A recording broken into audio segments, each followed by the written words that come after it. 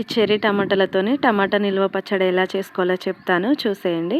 Cherry టమాటోస్ని వాటర్లో వేసుకొని 2-3 సార్లు వాష్ చేసుకొని పక్కన పెట్టుకోవాలి. వీటిని చిన్న చిన్న ముక్కలుగా కట్ చేసుకొని ఒక బౌల్లో వేసుకొని పక్కన పెట్టుకోవాలి.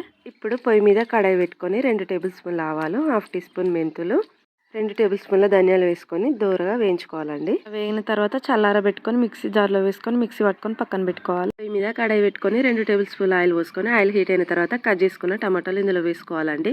చిన్న నిమ్మకాయ సైజ్ అంతా చింతపండు వేసుకొని 1/2 టీ స్పూన్ పసుపు వేసుకొని మంచిగా కలుపుకోవాలండి. టమాటాలు ఇలా మంచిగా ఉడికిన తర్వాత ఒక 10 నిమిషాలు చల్లారబెట్టుకొని మిక్సీ జార్లో వేసుకోవాలండి.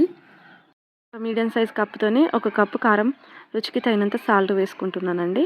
మిక్సీ పట్టుకొని పక్కన పెట్టుకోవాలి. పొయ్యి మీద కడాయి పెట్టుకొని 2 కప్పుల ఆయిల్ పోసుకోవాలండి.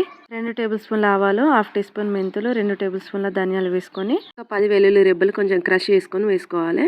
ఒలుచుకొని పెట్టుకున్న ఒక గుప్పెడు వెల్లుల్లి రెబ్బలు కూడా వేసుకోవాలండి. ఇందులోనే మిక్సీ పట్టుకున్న టమాటా పేస్ట్ ఇందులో వేసుకొని మంచిగా కలుపుకోవాలండి. మిక్సీ పట్టుకున్న ఆవాల మెంతుల పొడి కూడా వేసుకొని మంచిగా కలుపుకొని ఒక 2 నిమిషాలు ఉడికిన తర్వాత ఇలా పక్కకు తీసుకోవాలండి. అంతేనండి, మన చెర్రీ టమాటా నిల్వ పచ్చడి రెడీ.